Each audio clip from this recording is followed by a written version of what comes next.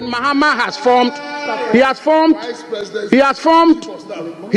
arguably one of the biggest or largest governments in the history of our country as it relates to the cost on the national exchequer. Mr. Speaker, why do I say this? Take, for example, the President has appointed Dr. Valerie Sawyer as Senior Presidential Advisor in charge of Government Affairs. Her rank is a Cabinet Minister who doubles as a Member of Parliament. So her salary, her emolument, conditions of service, everything to do with her office is at the same rank as a Cabinet Minister who doubles as a Member of Parliament. Mr. Speaker, he's appointed a Presidential Advisor on Economy, appointed Presidential Advisor for 24-hour economy, Presidential Advisor in Special Aid to the President, Presidential Advisor on National Anti-Corruption Program, Presidential Advisor on Diaspora Affairs. Mr. Speaker, he goes on to appoint Presidential Advisor, Presidential Staffer, and Special Aid to the Vice President, Presidential Staffer for Black Star Experience, and then Presidential Staffer for Diaspora Affairs. Mr. Speaker, then he goes ahead to appoint 5 policy advisors to the Vice President. Mr. Speaker, he tells the country that he's appointed a minister in charge of agribusiness, and yet he's appointed director at the presidency in charge of agriculture and agribusiness. My good friend Peter Buama Otukono. Mr. Speaker, he says he will not appoint deputy regional ministers, and he appoints 16 presidential staffers in charge of the 16 regions of our country. Mr. Speaker, I want to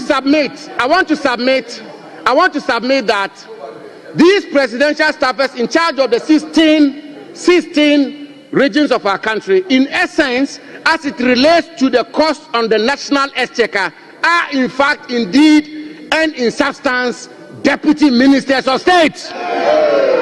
Mr. Speaker, he then appoints, Mr. Speaker, listen carefully, please. Mr. Speaker, he then appoints 1 presidential advisor on media, 4 directors of communication at the office of the President, 5 deputy directors of communication, 2 communication specialists, 5 technical communication assistants, 1 media aide, 1 assistant media liaison officer, 1 communications consultant.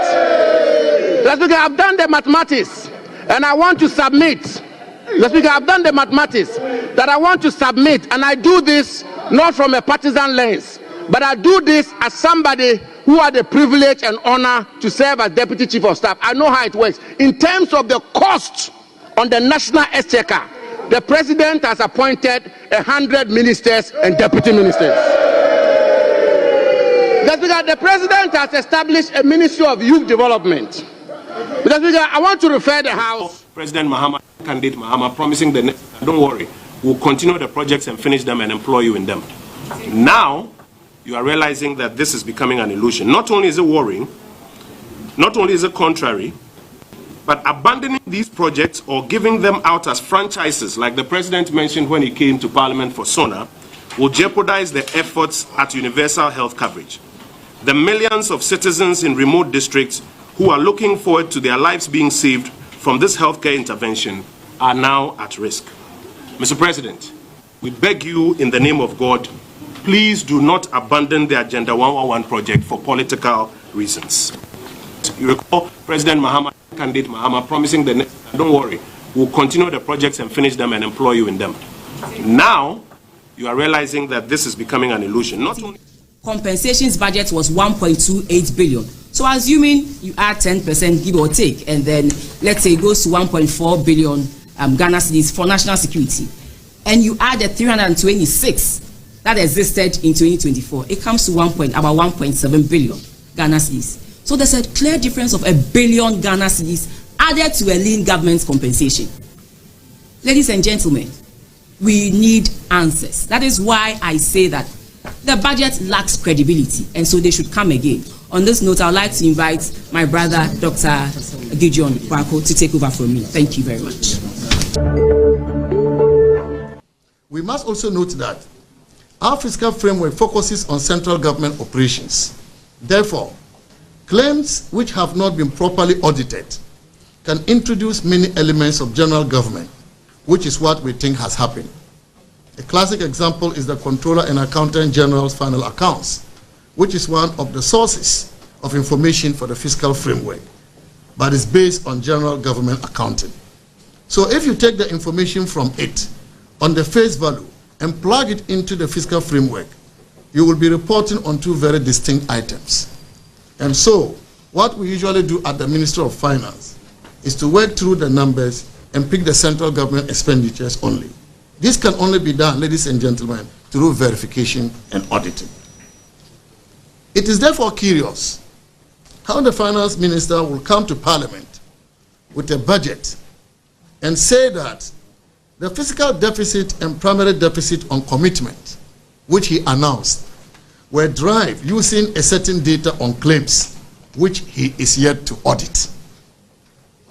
Yet, he has announced results derived from the data to the effect that the economy was badly managed.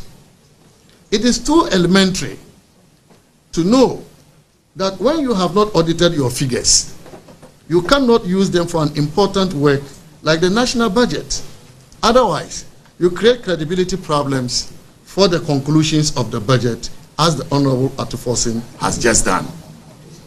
And so you put 49.2 billion Ghana cedis in the fiscal framework to arrive at higher fiscal deficit.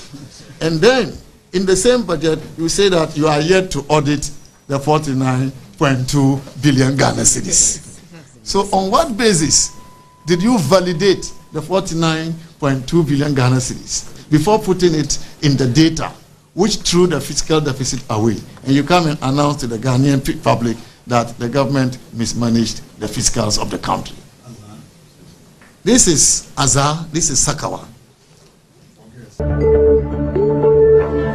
But colleagues, this is where it gets interesting. They have erroneously churned out this wrong data in a bid to tarnish the image of the MPP administration by including 49.2 billion Ghana cedis in expenditure claims without any basis. Before the start of the IMF program in 2023, we had agreed with the IMF to set the fiscal anchor based on which we will monitor the IMF program. And these were the fiscal balances on commitment basis, primary balance, and overall fiscal balance. It was in a bid to have a real-time view on arrears accumulation. So we ring-fenced commitments that had gone through the gift mix system then and were awaiting payment. These commitments were termed outstanding expenditure claims. Thus, if you look at the 2022 budget outturn, you will see this concept in there. Per the IMF program, we then agreed to monitor the evolution of these claims vis-a-vis their net build-up.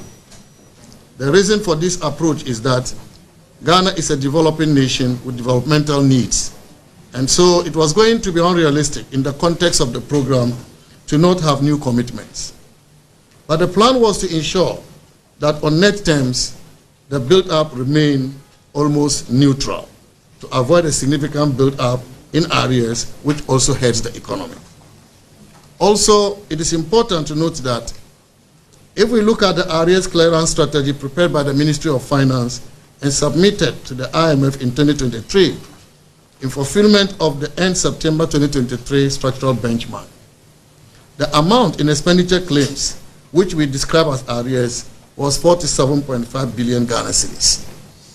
This amount 101.3 OMAN MPUNTUO dwumadie esu enie enafia da wiai ya tena se ya da mo ase se ena wiai nso mo kan ho na yatimi apemako yanimu na yatimi edi wo man Ghana ho enkomo a yesu anyina na ye de eboa na yatimi edi pin eye kabi mami kabi democracy no a ye de etwa wo man emfuruma no ena wiai ye de ase Yenni kai and na production team na say Samuel Dingo 1,000 ye ka say ojina cameras na chi badges e wo MCR ochemaba thank you executive producer Berima Ba Nana Kunedu Abupra kai na hye no so say technician on duty na wiai man aprek midindi Osikani Frimpong Manso ena efiada March bosomene de toso edunai won fimpino ena aduonu enum emu ena wian so yesin konwa yi kai na hyene so se enkwama edano ada yesu aye ayedie ene amamu ho enkomo santene adano ada ukoto ye eto aba ede wo mamu tumi ehye eye wo mampanisa esa so eyi ne wo behwe wo mpesoa ne so de ama enfie na ya de animu no abusia awie yesin konwa no enkuntabuo bi a wo hu bia no yebetimi ede aba down bepacha o join this particular conversation and awie ya ene na WhatsApp and a text message welcome Fafa 0248071174 eso 0248071174 so fabra na yenye bre enkenka won sem no so emfa emau kan na se no so say ye live on all our social media platforms entino udru Facebook a Western Diamond Television Facebook Western Diamond Television cause ya wo like page na wanya daje atro o comment no e de atum e de amane ya wo wi a kopelink no share ma fofraka enso entimi enya broadcast yi so emfaso afei YouTube so we are live over there Western Diamond Television yani YouTube channel no Western Diamond Television udu wana wa subscribe to your channel no udu TikTok nso a ene na ye live nso wo ho Western Diamond Television krodwa ene wiai enkomo ofidua mu ha sei me pa cha otie President John Dramani Mahama ebetena akonwa ne so no the first budget ene adano ada what be tudwa Tuesday no 11th of March what the 2025 budget statement and economic policy aba be tudwa na awiai ene emu nkoma na egusu ayedie na mpachaw yebedi kan ado certain allocations to various sectors or programs emu esuko na yetimi ahwesika pudu a anasika dodo a watimi atwa ade ko the various sectors and ampo programs awodo a wode aba no sika dodo a watwa enso ade akọ bepachaw tie abai atwa 13.85 billion Ghana cedis say any a big push program no afi mu ni nyina no eno na wode elbow sa program ho bra 13.85 billion Ghana cedis allocated for the big push program eno adan chan so and some 499.8 million Ghana cedi allocated to the no academic fee policy for first year students in public tertiary institutions and no academic fee policy no and this are buying extra sika 499.8 million Ghana cedis ebano free sanitary pad no a was what the emma female students in primary and secondary schools no a and also and 292.4 million Ghana cedis ebano victims of the Akosombo Dam spillage sika button 242.5 million Ghana cedis. Watch 200 million cedis say Yanfan support victims of the tidal waves disaster. Ewo Ketu South constituency. 3.5 billion Ghana cedi. And the bo free senior high school humbra after 2025 year yewomwe. After some 564.6 million Ghana cedis have been allocated for comprehensive provision of free curricular-based textbooks. And or say 564.6 million Ghana cedis. Yanfa nkoto textbooks na yanfa emma enkwada na womfa nsuade. Afei some 1.788 billion Ghana cedis allocated for the school feeding program. School feeding program no afi akohuma bosika ya de amom no 1.788 billion Ghana cedis. Wasanso 145.5 million Ghana cedis for a capitation grant. 203 million Ghana cedis have been allocated for the payment of teacher trainee allowances. And teacher trainee allowances no where you sika 203 million Ghana cedis set and yanfantia alawano for 2025. Afia yewomwe. Afei we allocating 480 million Ghana cedis for the payment of nursing training allowances. 9.93 billion Ghana cedis have been allocated for the National Health Insurance Scheme. 2.81 billion Ghana cedis have been allocated for the Ghana Road Fund. Some 7.51 billion cedis have been allocated for the District Assembly Common Fund. 1.5 billion cedis. And you see, the agriculture for economic transformation agenda numu. Was say 51.3 million cedis, you know, and a seed fund for the establishment of Women's Development Bank. Some 300 million cedis have been allocated for the National Apprenticeship Program. 100 million cedis allocation for the Ejumara Program. And another 100 million Ghana cedis allocation for the National Codes Program. And you know, we can now boom one. And items baku 19. And abay in the budget 2025, no one make allocations. Fimu on Beshashia Ede Aye Ejuma. And you know, allocations I would do a binary year to a year certain sectors and then programs, you know, and edicai and so a day amount. No, and Yakwadana, Juno, and Crefra Bank, and he said, Yara Dr. George Ekufudam Pare. Now, or IGP, what Memu has say, he was appointed to serve under a year President Adam Kwakufuado. And you know, Adam Kwakufuado, IGP, what in the buy, you know, COP Dr. George Ekufudam Pare, and rather, and yet, no. President John Dramani Mahama said one family year. Now what they bury you now appointed a new IGP.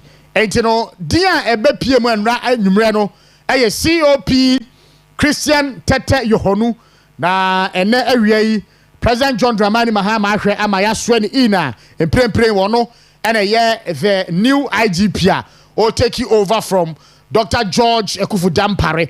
And you know, Ujoani live on TV. And Krata, Felix Kwachio Fosu, spokesperson to President John Dramani Mahama, or sounds a minister, government communications, and Saishas here with your indulgence, you know, Ma Yankin Kan Emunsam Kakra and so and fa Mao. President Mahama appoints COP Yohonu as Inspector General of Police. Also, President John Dramani Mahama has, in accordance with Article 91 and 202 of the 1992 Constitution, and in consultation with the Council of State, appointed Commissioner of Police Christian Tete Yohonu as the Inspector General of Police. He replaces COP Dr. George Ekufudam Pare. COP Yohonu brings 40 years of experience to the position of IGP and is expected to oversee the modernization and transformation of the Ghana Police Service. And this communique was signed by Felix Kwachi Ofusu. And to the way and Krata, if you are Bankesiemua, na etre Ghana for nyina se COP Dr. George Ekufudam Pare and President John Dramani Mahama se wonko tena fie na nipa foforo de na ba besi na nemu COP Christian Tete Yohonu entino enkrata no emu ensem enso enonom me pa chaw enkrata na chi no ene ene awia in accordance with Article 91 and 202 of the 1992 Constitution, no, see appointing one immediately as I said, President etimi sworn in. And you know, President John Dramani Mahama, our Jubilee House and Anopay, I swear a year the new IGP, COP Christian Tete Yohonu, in as the Inspector General of Police. MCR a year the swearing in ceremony, no, at Tusuma Minafe. Yankotie and summoning command a course ho and so emra. The kind for the and the President John Mahama swear in no and somehow do our car and near or see one candidate and we and so no and someone and the President John Mahama a candidate COP Christian Tete Yohonu say and they are IGP no asudia dana so enie it no he took time to outline a year ne duties are Obama perform as the new Inspector General of Police. And you know, MC as a video now ready. So, we'll take the oath of allegiance first. And so you say after me, and you mention your name when we get to after I, and then you continue alongside. I do in the name of the Almighty God swear that I will bear true faith and allegiance to the Republic of Ghana as by law established, that I will uphold the sovereignty and integrity of Ghana, and that I will preserve, protect, and defend the Constitution of the Republic of Ghana. So help me God. We'll take the second one, which is the official oath. And it goes the same way. I do in the name of the Almighty God swear that I will at all times well and truly serve the Republic of Ghana in the office of Inspector General of Police, and that I will uphold, preserve, protect, and defend the Constitution of the Republic of Ghana as by law established. So help me God. And then the final oath is the oath of secrecy.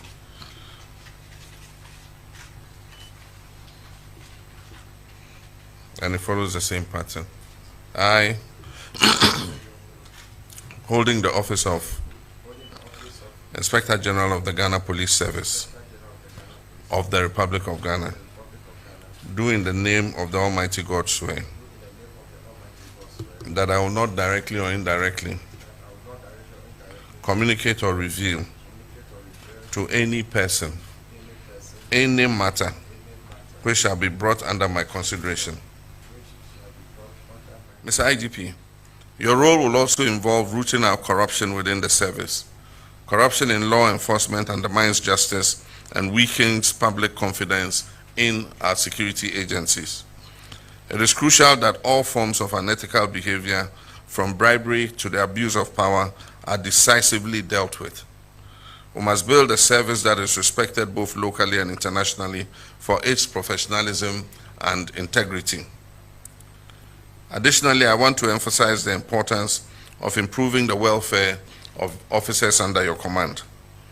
Policing is a very demanding profession that requires sacrifice and dedication.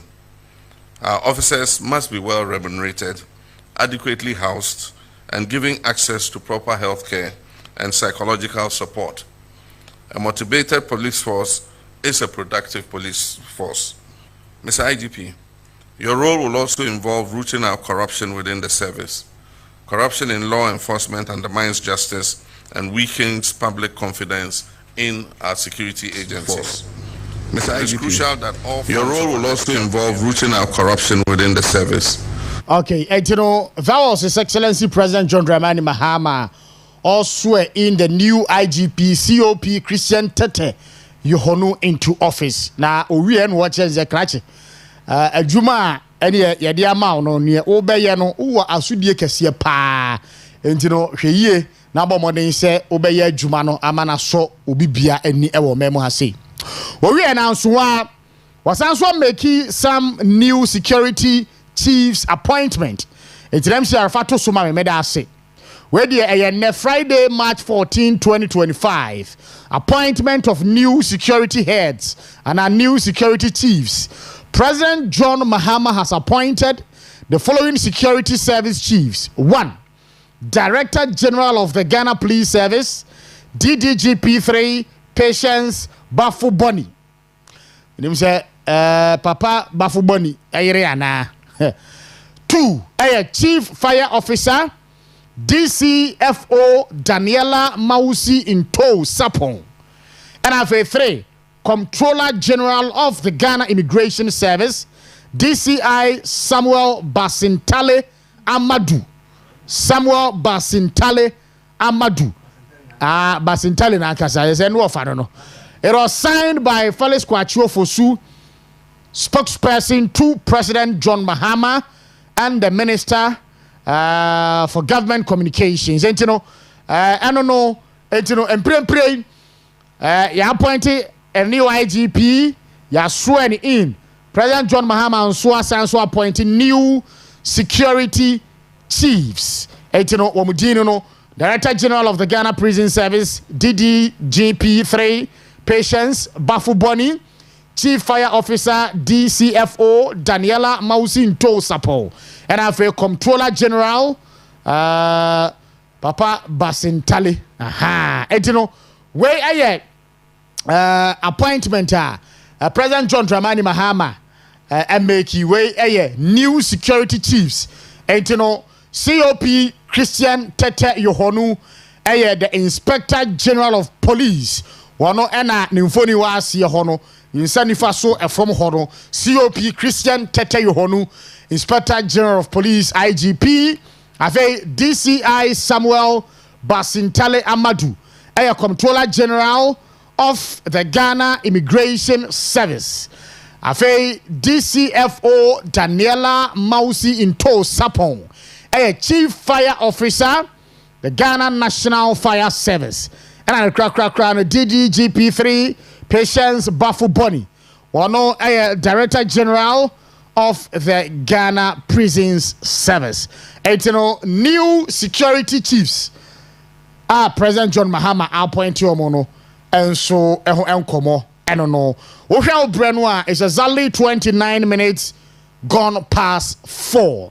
Yaka say and Honorable Isaac Peaceful Beidu Wabekansa oye Shama Municipal Assembly presiding member or so a member of the NPP Regional Communications Team.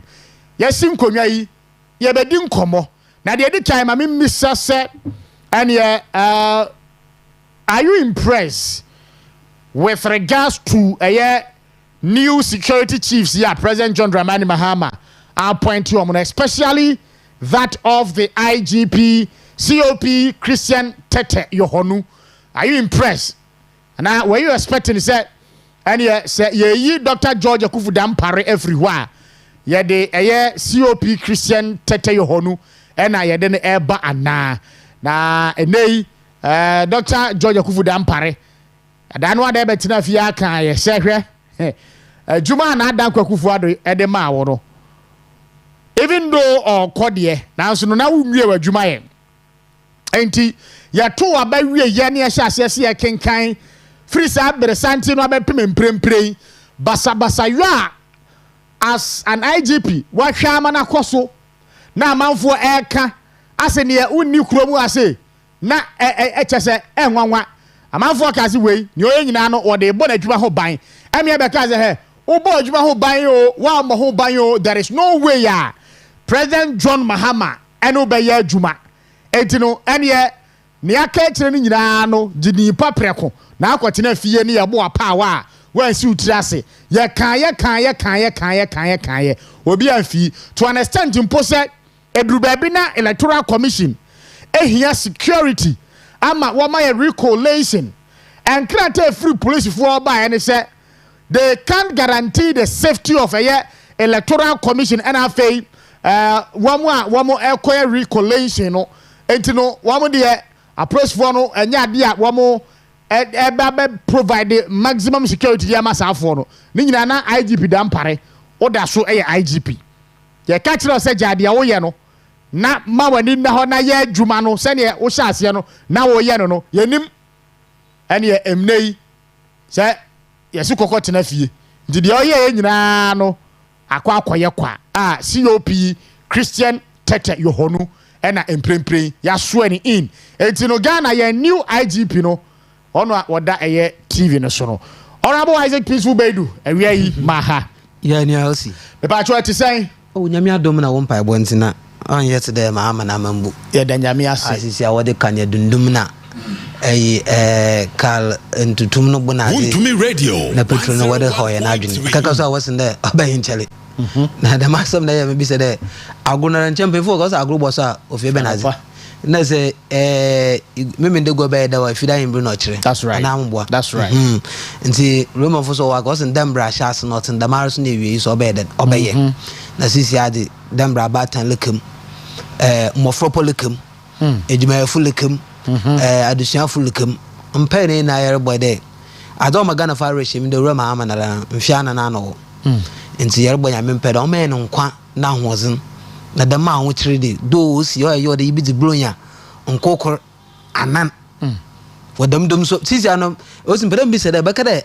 electricity for no another one ocean in your canea don't know and try work or shift don't what by shift now what presence that one mark and I know do canea and not them because the boom there and you build 5 to 6 minim sa had one experience with that canea go to my cobe 1 hour not night to phone laba and what do not bear 1 hour also a cranny to put on your demama the chain.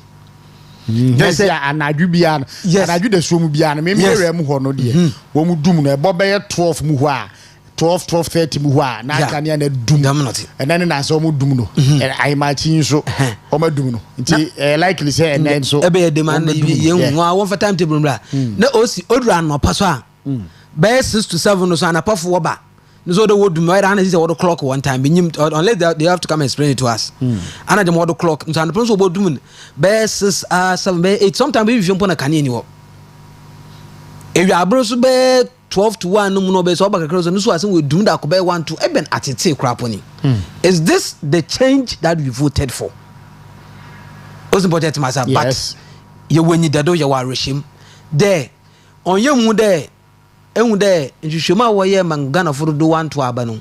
When you did order to 1 fan to Aban, especially about 20% wasn't there. When we are receiving your order to Abba. Eben I didn't say because the MPP that what trust no ocean Juma Waye Nazi no ocean some of the Munko who were recorded for 1 day. What about to Abadama, Joma, and NDC Paddy, and this one to Abano. Very well. And that was the reason. Okay. 25% of Ghanaians want to Aban because they don't trust NDC. Aban there's an MPP yempa nkan for men this the man but since I won't know what's in there say mboy na well done one mbotna no sis and then bia obeda na wa beden wabos so the maraso na ye wadwen den kwase foolish him na wo da nyansani sabio ite von fanchem enti awuda nkaka homo en charge mon fanchem na wo ba hye sabio okwase hin na wa ba hye kwase mbra wa ba hye basha bwana mbra wa ba hye atete mbra wa ba hye ehaw mbra de good anama sisi ye womi yes re MPP fu na Ghana fu ina re 2028 o heara ye na ye fu ko so so na adwobra o si mu yelu fru so na menchi a ode ne chairman entry boisi akọ na daroma na ndị osi nye na iwo wiaza afa na nyinare o ezi amunore kese osi woruhwe mo Ankran woruhwe mo Dubai woruhwe mo China woruhwe mo Germany woruhwe mo UK bebia intentmasi na radio station so da na ekoshama na nkwado osi bebia from campus so jinam tenten entino na aya bia makada papa na wa how many people looking at osi manage information center ponye easy information center kake onye easy na manage radio station plus TV stations. Yeah. Na say Western Diamonds say we pay Western region ha. And can people ye jina do be dan. Ye nyim nko for sabi we di party nimu adodomen papa mpo won po de wonya po obobo radio station. Won so for obo ebinu ka boss you pray neutral. And this were the platform what the man and this for obo jina work kan some akase. But if somebody look at it way say advertise over.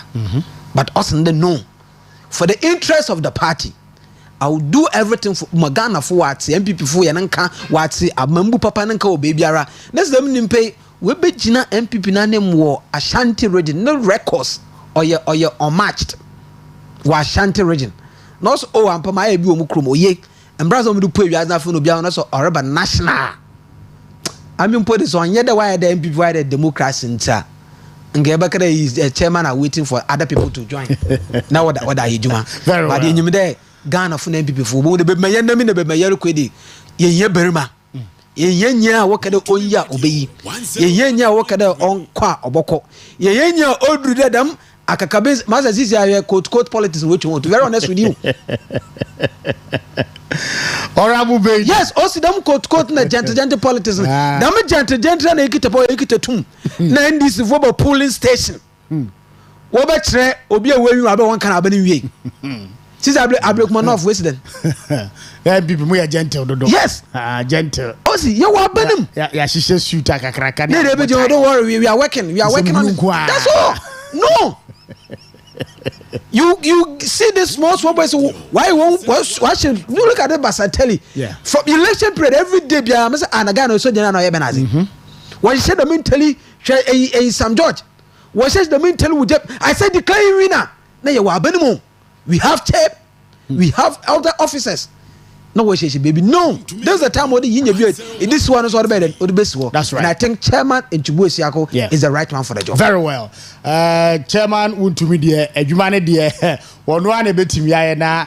What me recapture power the ama MPP tino wo mu bie we ni tumu a me de me maka ma obi a ntwini se oko contest no nya se bebu nem me ka kire plane enye plane fa mo ma chairman Untumi nko no pose na won ko ye dwumaden na sanso fa party no emra power bie mo honorable yanhwe e de President John Dramani Mahama emprempre a ye kasei o se eye Dr. George Akufo-Dampare why ye bi kokotena fie ene ye de COP Christian Tete Yohonu ena yede no eba wasanso make appointment of some new security chiefs yeni hon komo kakra na fi yempem nko anim yeah osi that's it mpemfu okese do to be 101.3 ba yeni nara na dudu ego so de ba akofo anyeden ontena na dembe na so nyim de tuma oye amanyesam tuma de oye dudu no ontum nti odemo na se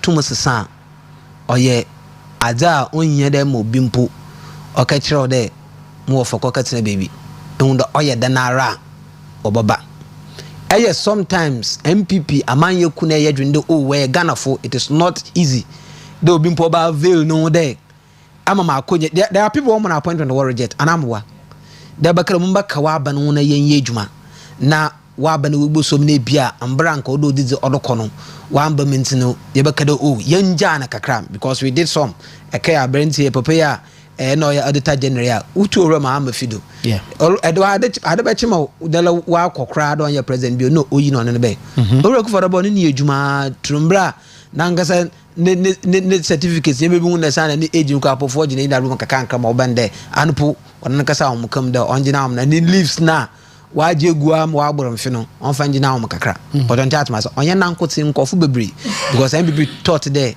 yale chichira oman na ye nchichira nimpa nti nimpa ni nyimzi wo ma wona ni yedwuma nti na midi onye mu do ru Akufo-Dampare obeyine this is not a news to me and the persons who were replaced no onye ada oye bibia you need a offended a rocket scientist to tell you this and that is a surprise not a very known name from grassroots of NDC member even some people crappo in the other side crappo they were saying that now in the public space na dey na gankofu mu do ru Akufo-Dampare dey why the showman because IGP auto down IGP auto selfie IGP or direct car corner especially e dey ala was so a president ini o jina car ko na or direct traffic na nanka onye yi yesho police you know said the way anka omompeyin Akufo at time na kan no obo no motumi oye adwuma lefty the image of police for ehwe won intelligence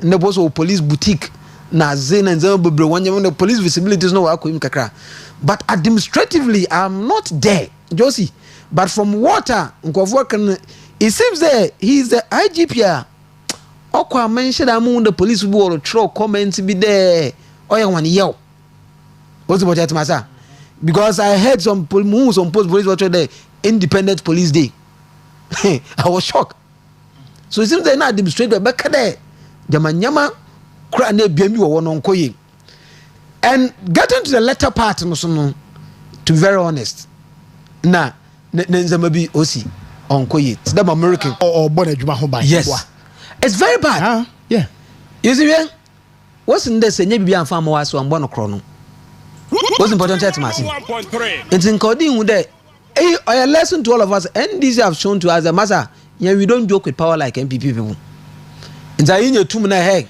I always say this day I have NDC friends I know NDC people obi wo no hia mboya mobo ntena mo dem but mboya oye for political inducement I will not 101.3 because NDC ni eye ne dan obande abatua na da de bi on ba kabi moda wa baka na ida ne mfa yanko sam fe dem fonto nchen ida yemfo nua sam yem fonto nchen oba show no true colors that chero and that is what they did to him Injet mazi you dey if you no dey inamo. I say you better fear catch and said the oil and time. Or that's your IGP. Ya so abetia na Adam Kwakufu a. O that's your IGP tino. To our adwuma so na ye ne yesese wo ye. Na make sure say we be maintaining law and order after the elections. Let me cross what Ghana has. The latter part no especially a pre and post election. Yes, it was very bad. Also, some hotspot areas, election period, hotspot areas, they deploy fire officers. We deploy or friend a ambulance service personnel. And then kofu brunkofu. Then ambulance service personnel will call. Places that you should get strong. The time you have the Buffalo policemen and the rest. People. Look at to the extent that I think say Damango they went to police station. Waka sense up to now arrest na we make. And why? Simply because a ban for fraba. And you have a belief there. Some big men be allegedly steppings be no. They have assured you that they will secure you into also no yawada public space obakoro yimpo yanko for yimpo ankasa won into yan man. I know where you are. See, I don't know. I see be asked to go on by forced retirement and now who free IGP one was so about form and so bad. Yes. But what was so in nature? Yeah, Caterano. So many times. Yeah, is a cratch near Oyano. Yeah, and near Yai. Hey, Opa, Kokosha Roman Father Butum. John Mahama, and ya dear. That is that. What are people from Eba? What you said, yeah, Juman said me now we ya no time one. Ya point you from. That is that. Ya kaya. Where the hooligans and two police station. Yeah. Now a police for no more by on. What Jinan change? That is that. No, allow them. Who does that? No. Order from the above. And you are the head. Yes. In fact, let us do disappointing. Yes, very disappointing. And I think that a lesson to Obradasun. Because definitely Obradasun don't so on because I know you know Masa and I know it's a minimum fidi. But I remember one as Adam 4 years in Dortmund and I know there now so after 2028 than all local. Yeah, that's right. The next online is Uncle Uncle so in Otumutaboko. Special question Peter. A bay. I know too much about Kwayama and Marcosi because Nankas and Lanapton and Lombo Blabiala. And that's my say, I know Ghana of Yanadu did agree most in Aden to me, Yashi. And I'm happy there, NDC John Dramani Mahama on joke with people who are not serious with their office. Yeah, especially from different political line. I'm happy, pa. I know you by now. Ross started or church and over note. In that massy, if care is not taking crap, but I'm office crap. What's crabbing? Yes, because I know these people. Because them Ejumanankas Tommy Jen and a Lobotu and a client agent over crack. Well, I don't call back clients. Well, for Subia. No, no. Some of Urama Motra like us and fight what corruption. You see. Sometimes this man, I don't know, but it's not his fault. Osi, Collins Dowda, not no corruption. Osi, I bet you don't know to ma Japa, not no corruption. Now, also Sikabin, also Sikabia. Mamia was a natural self boss who are coach one Nabi. Osi, now a mass rock boss and watching a boy here. Ghana for there. When these people are talking about corruption, why it's there? Why catch on show? No way in Wufum. Also, there, Manurikas him there at 2,000. Why did Kobe Ghana for Yambo? Why out to the damn part? Yet you over 20 million. Yeah. And that's massy. And this is how one corruption either what you 1 minute. Well, we know we are. Why it's the days Banama, Obidon for Mawoba. Obedi you don't why na no find and we are we did why mission most na no why die na tell them that is how they are. And you catch a Ghana phone. And the Amaka Sambo Roma Monjeka. May NJT. Na yan dwene yan twan da sisiano why it's that our baban. Yali a dinner ya twan 2028 Ghana phone na rankasa no. Ye pia e desinchen. Into ora akufu dam parade ando na na asam. Onko on na jejeje am ya be ma asam kan.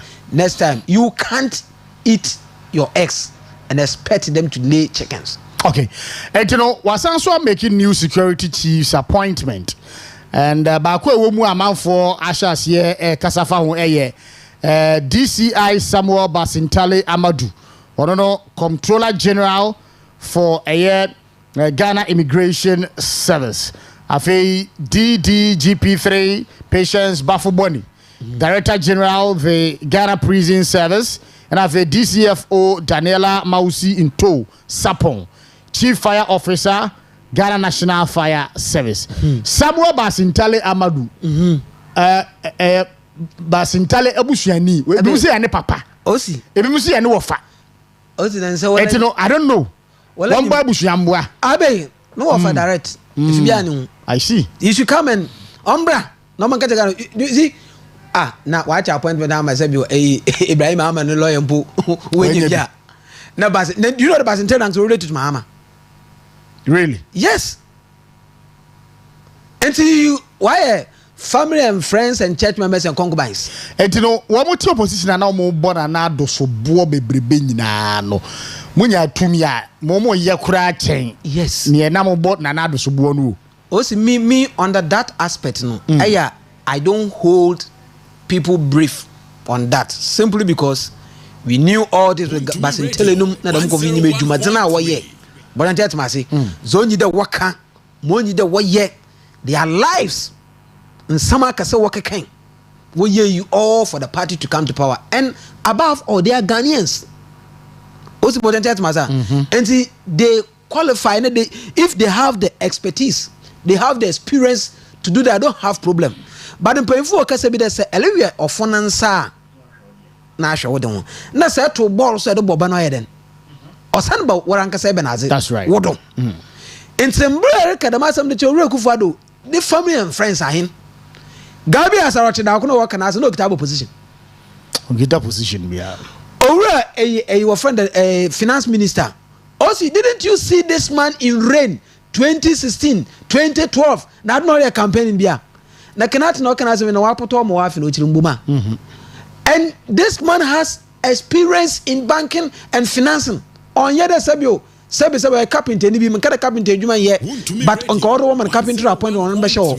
So I don't have problem with that. But this tells you that NDC as a political party, why you atum na ndadafu. When you no kwal any person be abo.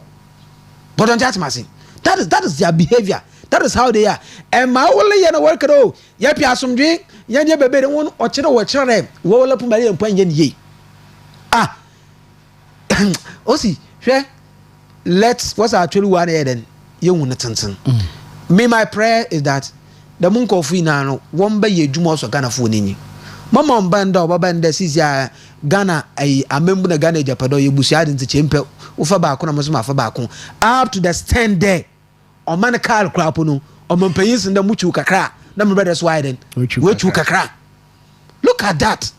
Where? Nasabiosi, I am via Boyana, I am for Nadimpo. I am for a crapuno. How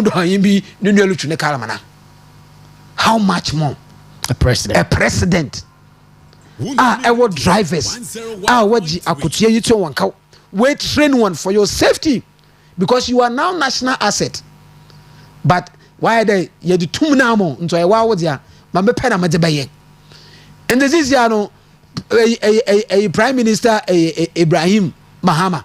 What's the kind of boat true put in the bread and anchors? And you would have a kind of bread not the other cans and tinted and in which Nanare and other on your own culture, but he want to tell you there or tomb.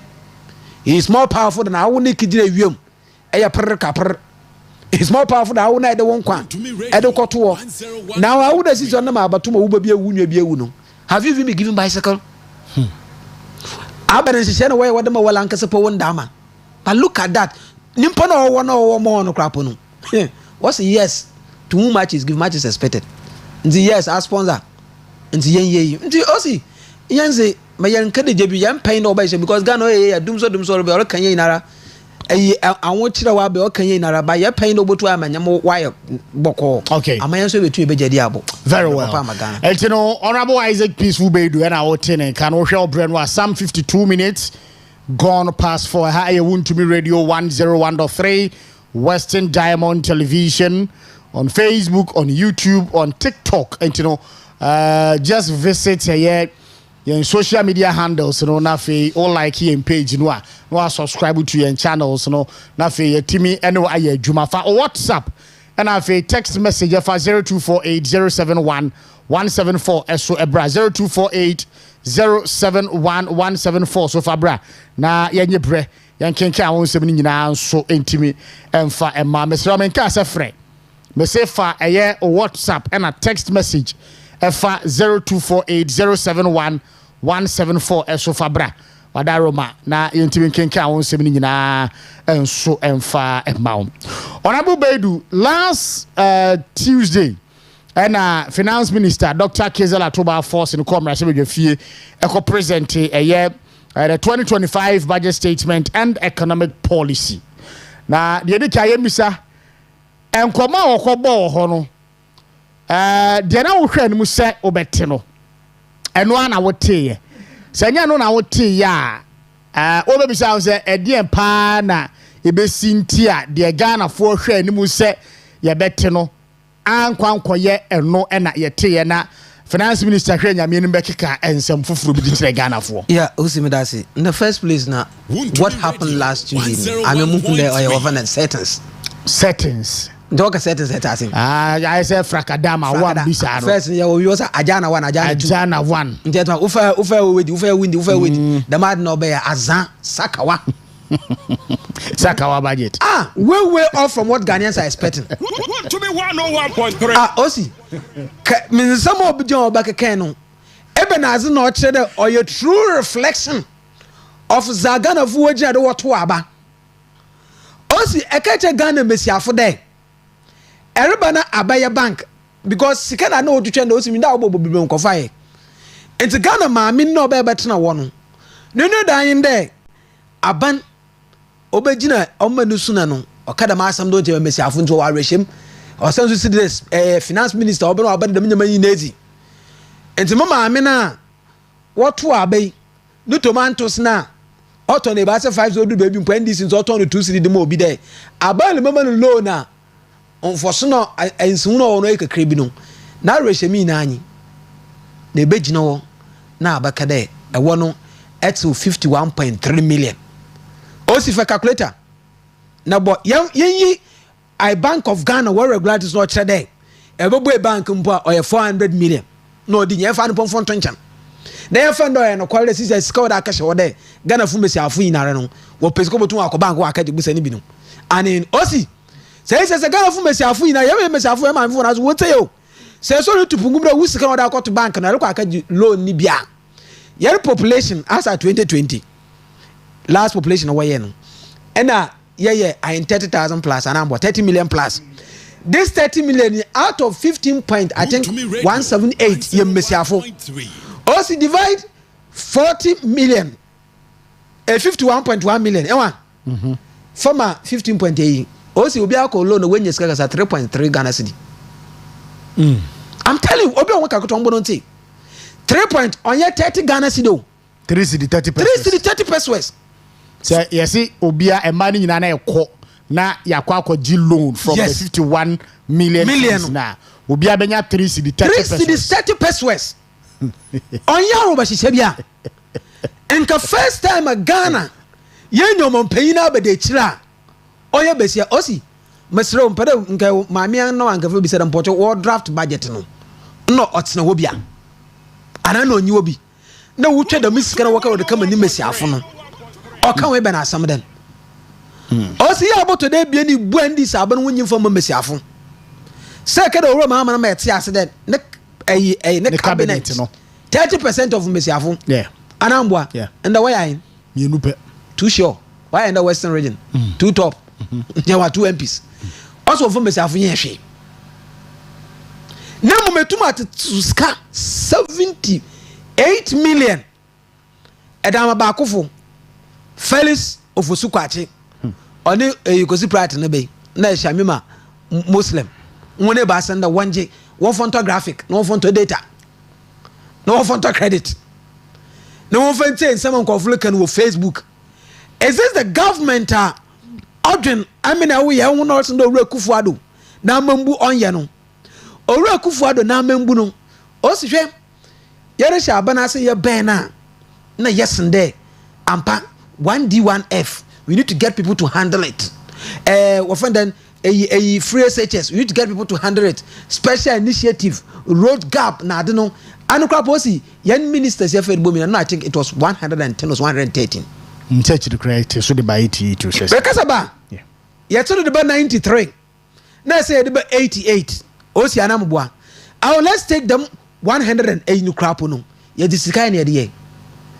yan last budget point nyama akosoro yan first budget sky there na it was less than 200 million last budget sky cost it was 300 something million now would I know ba o miaka de 50 inyi most mo ka de 50 to uzulu sua ye eletso no nta ma ye 60 no problem ya jatu nkenyim de se nimpa de won usa won ka so usa yeah the tomato 2.7 billion ediba fanti kase mo opepepe also eska ekabo na da to de nimpa kakra bi no no che this wound meditation na bibi fun anamboa yeah and appointments why you do it and you chief of staff and senior presidential advisor today wa so paying eldo for sample for nominadi be mo bi amitie na odo onye de but at least na level no nesika onya nenzama onya ne ka so otu no si oso chi obi a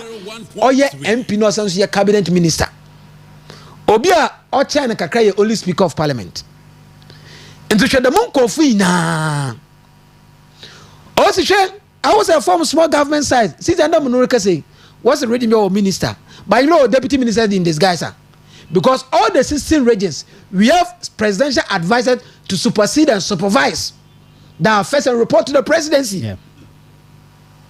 You know, deputy regional ministers. And from the look of things, whatever one want put, they are more powerful people than regional ministers because they report direct to the presidency. Osi, ya kwan then.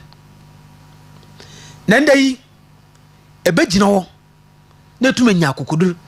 Abakade, remember Ghana fat one the bet tax, lottery tax, I'm the then as well now as about change parliament. No nyim.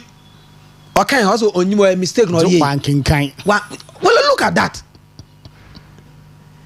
And you know, our way a baby net was also way a only tax away if we were friend and e-levy. And now I think a could be, but COVID in a way you also put your COVID or I don't create. And see, a coup for the next year then, or any po bonini, COVID no correct so that you gonna fuska. I open a motor COVID.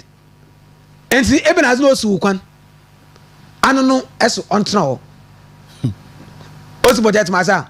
Now, I will hear an each bet, and I will to bet 10% road way if you down. It is a model chili and then light bulb, no water bill. Osi, swimming and Sabia, Bosumi and Sabia, or yet over to make over to know the $10 rating.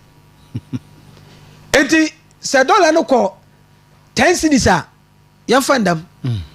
So do 10 cedis. Can the first now percentage wise $1 now kono. Ano no about light bloom. Bosumi basebia. But that's my say. Now, and you life insurance bill ba. Today property. I know what you a done to no. There's another tax. Abani driba. Now gas. Now the natural air. Heavy factories, rames, companies are what you do. I answer to me cotonasi buni efe no. No so no abanes in them a whole can't go road may if you know. Into Sisiano, Obaba Raw, no so no a friend every busume basebiano, no so botum. The budget in India need a so bien. O si benazum sika kesi wo butu twema nko furu wonti din rough na mo hwe sika orukọ o si hwe ebita ministry of interior over 9 something million ebe na adwuma na ministry of interior dem scanner o si na passport ye kwanya na eto yeske bia o si ministry of foreign affairs look at all these things but on the education country is serious agro business it will be 1 point something. Not at all. Fisheries. hwɛ na for agriculture for economic transformation agenda 1.5 billion Ghana cedis. Now Community of Foreign Affairs. Foreign Affairs. Yeah, Osi. Meanwhile, Ghana na sisi you are the enemy sisi obi anyim there. Azoro boy na call kese oyedziban. Anosi mubwa. Inte amampain na you be a serious no work for the down planting for food and job or the bay. Odo baby no so yemfim kankan. You should bring in more a modern system. Awodi ekwadwuma onka seasonal farming. Ye twa no nsuto ansana. Ye retwa no ewia gba ansana ya yi. Enti you need to push in more money. Na yentum yentu no osi ngukwa nketenkete the agro business. Ana enja ngwa ba agro business. Enti sisi an sika yin mpo na wo twa wo de bede. Ye reboto ngukwa nketenkete no. I didn't hear that. Osi almighty 24-hour economy. I was expecting that in 2016, when we were campaigning, when we were talking about free SHS, the other Ghanaian abofro biara no only the sikasam yen akwensude don kafa ko school. Osi ye ben yan twan ma fipa mbotodo. In our first year, yen first budget ye kura na yes shem. Osi 24 hours economy no shen. So afiance o meko no masan so ade aba parliament biem. Enti da ba enti meka choro ya azan. Oya frakadam oya ajana 1 ajana 2 oya sakawa budgeter I need the dubia renima hwe honorable me budget no de ban bibia anya mabufu se sa 292.4 million cedis no a we twade ato se ye de kokra sanitary parts no sa de no metia na mbofu no me yes a serious country a ene ya ye kasei your priorities are any obako baabi no hwe nipa hia eye ka kwan kota treba ko pempo no etimi afaso yesi saa ne ma ne nyina na ho hia ne ho hia ya bawe priority ni say yankoto pad ne yanchama primary school ni secondary school nkwada ade no osi yi na mem kanam de bisimo ma me na o metra ma kase krana ende ade ni ogina car kon no ne dade Ore kufuado wabubu maka second 101 Mogudo ye wedwem ose on quantum enti yerekoto abada ma aban na wabro aba edwuma ntam ebe na se na okechen ose asimpempre eje Ghana takrade interchange maka second na nkeka wono ye botum ya chi the 12 years time enti ose da misika ya at wangaje unya 400 million na wada ya agenda 11 bia enti 200 million for sanitary pad no see on to me agenda 1 ni mu 62 a am I making sense? Oh yeah. Say sanitary pad na kwa akoton kwa bo mesi afo obi a won preferred a sanitary pad we use ente e de baba abofo we kwa upon le ponye den on use no lumber for some farmer ente there is no essence in that but chese ujiro ho a wonti as you yes but abofo no school no ba kwa na ni bi na efi wada na ma mi ntu ni school fees never point to any benska. But sanitary pad one, it is just something job or the contract mobi. No, my robot child could. That is that. No. They want to tell Ghanaians they know how to spend our money well than MPP. But if Akufo-Addo having one something that do you know that even after election, there were some people, Ghanaians were not complaining about the normal, but they were looking at the pressure on government expenditure. It's not Kofu Adrian one day. So no man so na Akufo-Addo ogini bebre no. O chede oluboy na ko and that was impression and this for paint what Ghana phone. But I can tell I know some people are work with presidency. Ya baba no see sometimes they call some of us actually. Mo betim pay one thing. Because they just went there. They were pay no was soon abano and work for the kitchen yel chichiro man. Yere chichiro man tin yankum yentiro na yenye they didn't go there okay the dibas okay nyam rough they sacrifice but look at this about 200 million they got top pad now pad the yama yan one man they bu de bia kosku bia na me pacho me bisa wo enkurase no a wo mu ni nsuo no mo no sase kan ye ntimi fa ntu eye ensuo fa ma wo mo ana it is not their priority they go to nsuo a one no benya no chobo wetwa Chese President John Mahama wadaruma o. Too early. Chese mu expose mu do. You see, also the truth of the matter is buying sanitary pad is your priority as a government. What your position? Wo kasa mabru ni adwuma ye akwan ye nkra ye market cycle abandon na ntimi anwie BTC intelligence wantimi anwie na ba ya wo se media me priority ni say me be sanitary pad ya man ma osi ade ya no the truth of the matter hey munya serious wo munya serious abankese anum na munya agro na mudi no America no ko be biara ade ya no simply because he himself and his appointees when you more lifespan or to do bia when your kidney osi na dey do enye kokrom yareba na waka che da won fie bi na won fie baasa so they've sat down there. It is an opportunity for us. We have only 4 years. I will not present myself before Ghanaians, and whoever is coming, even in the name of NDC Kwapa, no serious NDC person or lead NDC no academy may appoint somebody or parliament or should blue as minister. But and let us do something to enrich ourselves 4 years. So agenda na kubo ruko tumpo by there them gold mines gold board osi and then galam safe na I'm happy. It is good yankade yenus no worry say no oye, but look at the way they painted MPP. Wako galam say site wana MPP akufo ade yenimpo bon wa be say won adwuma obatran kan TV da akufo ade nanimpo na excavator modu to galam say. And then you show what is happening. Yan a lance minister say you there no constituency prisons we all. Also in the prisons war no constituency war. And the culture prison yard war. And we kete na excavate gumolu boom. That is that. And then what's no obaka chro there. In the go there bibia fablo e wofana sami jemfi. Na nanka so mfo tunu nsam no way. Don't show us some more 5 some more 10 cedi. Eduko be different na kotona. Galamsey fun wasu gun wonte mo eruko be different na kotona egbu aban na mbrado wo ba chiwa atu na etume keje be bi na akada Ghana economic wo fan indicators no ye papa ni na 2014 no or because of Ibenazi Galamsey. Look at that.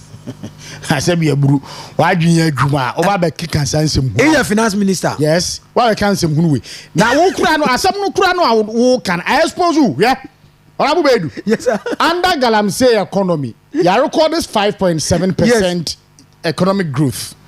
One projection I will say 2025 no.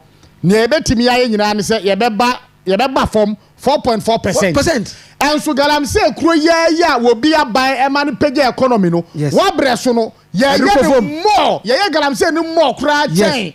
Abandada no. Enti no kwa me so na abandada no fa ya.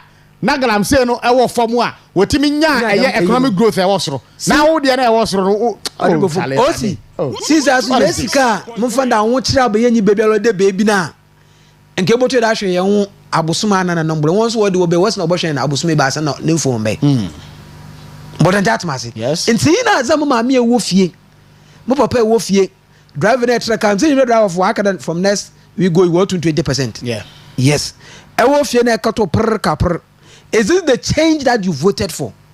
Na CCR mponyo na mfika kraboko inenim musuma Ghana musuma ndama musuma chiba osano osi nsam na oba na moye hu oya abofen actually ebekada is this Ghana that we left osi seriously no serious country no obakade me yaban IMF njata asema waka chen ebe economic indicators all we na chrede ye gine ye na so nam sabio propaganda another untrusam onfan no kwal onfan ba na abibi wa wadwuno anything about MPP oyempo ye bakara benazi onye yebogo na nyima so you wait for abrofo abaka chore no since abe me enemy Ghana I am a so go one waka on the Ghana ye na economic indicators bibiara chrede enyama ye enti oluto aba na one na no nkofo fo de won't take the more opportunity no. No one forces a number year, number one bomb pro IMF program extension. For some year, and one. 2. One was also one once a day. Abana Makufa de Dia one. It's in right direction. On the mere papa. Unfumia renew. It's 1 year finally. When I do know why I watch the banking sector because I wonder when they use some markets no because what about you Ganiska? Yadamo BJ. No uncle says can what the could support Nanks was on the boom. No dark cranium or the cranium we are. Oba Porto was sign a blank check. The minute I could Gana ho. No, I also no, don't do that mistake. But still, you get people. We bet you know. No, Abakade. The independents we voted for has come. And what can you do? The independent we voted for has come. And the would not qualify no school way they went to one council or parliament. No. Went to one a finance went to one council or for that. More from about 2 more show when they do about 4 back. The independent we voted for has come. And the would be Siabano wasn't no school about 20 schools went to one council and be trained. Now you come and tell us. I mean, I see this as one of the party manifestos and one of the a university hall was a yearly another annual account. That was yes, and there could be something to represent something, just like that. But in practicality, there is nothing. And you did a regime, but Ghana, the main enemy dosi, and the man that will say go up and put the mewo, mayeru kwe dosi oyatiti. Okay. Ma oroma on your local date no. 1.3. Yeah, na home rasisi ya na fi metwa enkomo ne so. NDC ewo opposition, and NDC wo opposition no. Sika 2024 President Adam Kwaku-Addo me twa de call aban kese mu. No amo say wo aban dada na awia wo man ne bo man ne kro no. Na yesi yo yate. Aban asesa. Ya afi ani kan ye hwe won su sika de be kwa ban kese mu ani say na do kra de agro bi no odi no odi agro nim skadi o bedi wa afo no wom no ma ba no ye kwa ba ne aba be page asa nkomo no ye srew enko ba bia ye ba sisi ya Mahama has formed arguably one of the biggest or largest government in the history of our country as it relates to the cost on the national exchequer. Why do I say this? Take, for example, the president has appointed Dr. Valerie Sawyer as senior presidential advisor in charge of government affairs. Her rank is a cabinet minister who doubles as a member of parliament. So her salary, her emolument, conditions of service, everything to do with her office is at the same rank as a cabinet minister who doubles as a member of parliament. The Speaker, he's appointed a presidential advisor on economy, appointed presidential advisor for 24-hour economy, presidential advisor in special aid to the president, presidential advisor on national anti-corruption program, presidential advisor on diaspora affairs. Mr. Speaker, he goes on to appoint presidential advisor, presidential staffer, and special aid to the vice president, presidential staffer for Black Star Experience, and then presidential staffer for diaspora affairs. Mr. Speaker, then he goes ahead to appoint 5 policy advisors to the vice president.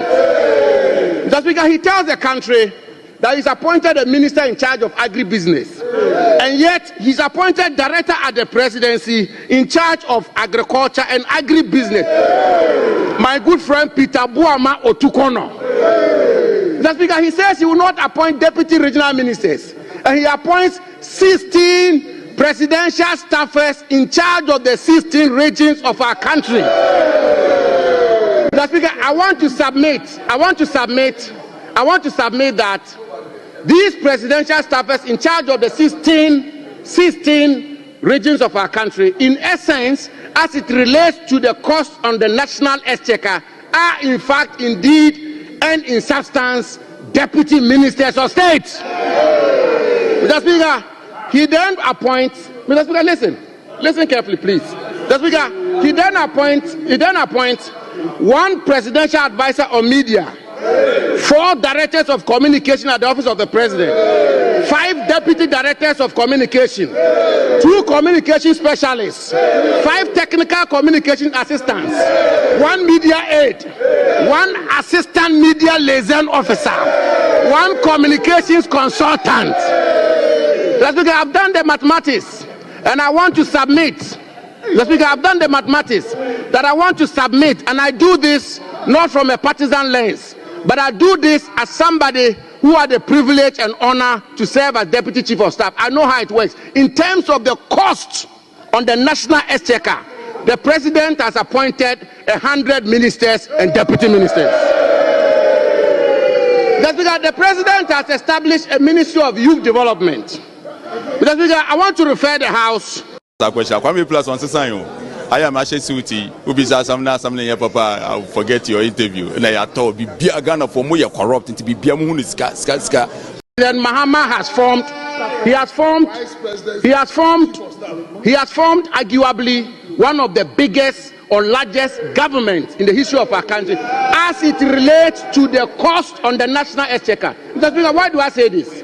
Take for example, the president has appointed Dr. Valerie Sawyer as senior presidential advisor in charge of government affairs. Her rank is a cabinet minister who doubles as a member of parliament. So her salary, her emolument, conditions of service, everything to do with her office is at the same rank as a cabinet minister who doubles as a member of parliament. That's because he's appointed a presidential advisor on economy, appointed presidential advisor for 24-hour economy, presidential advisor in special aid to the president, presidential advisor on national anti-corruption program, presidential advisor on diaspora affairs. Mr. Speaker, he goes on to appoint presidential advisor, presidential staffer, and special aid to the vice president, presidential staffer for Black Star Experience, and then presidential staffer for diaspora affairs. Mr. Speaker, then he goes ahead to appoint 5 policy advisors to the vice president. Mr. Speaker, he tells the country that he's appointed a minister in charge of agribusiness, and yet he's appointed director at the presidency in charge of agriculture and agribusiness. My good friend Peter Buama Otukono. Mr. Speaker, he says he will not appoint deputy regional ministers, and he appoints 16 presidential staffers in charge of the 16 regions of our country. Mr. Speaker, I want to submit that these presidential staffers in charge of the 16 regions of our country, in essence, we say good afternoon, please. My name is Kofi from Tepa, Ward 1. Please tell the so-called NDC people that their budget is bomb. Say, I would like to advise the parents to buy their own sanitary pad for their daughters because President John Mahama want to use the pad for his for the NDC party.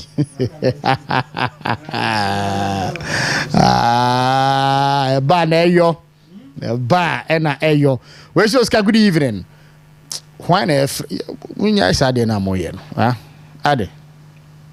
Anyway, we say, my name is Adams in Kotompo in 2nd D. Please let me greet the former MP lawyer Andrew Kofi Japamesa and the incoming national chairman Bernard Enchibwesiako. Please let all support him because the man has done well for the great NPP and the nation as a whole. Oscar, I am happy that Dr. George Akufu-Dampare has been sacked by his bad deeds against his own party. Or say, Oscar, good work done. Keep it up, and your work will reward you one day. Okay, thank you. Where do you dear buddy? Or say, Oscar, good evening. Greetings to Honorable K. Bedu. The return of John Dramani Mahama to the presidency of Ghana indicates that Ghana is not moving as it shows. We are going back to the past. God save my country, Ghana. Ebenezer Amponsa Jr. Free Shama. Ena Odiwe Ebaye. When should you the about say, we say by 9 months, the IGP will be 60 years in his retirement. will be due since he was born in the year 1965. Interesting times ahead before 2028 elections. Engineer Thompson there also edibai yedase papa. We say John Mahama is no savior. Ghanaians will suffer to know Sami Tuga Edifi Obuase ena odiwe ebaye. We say Oscar, good evening.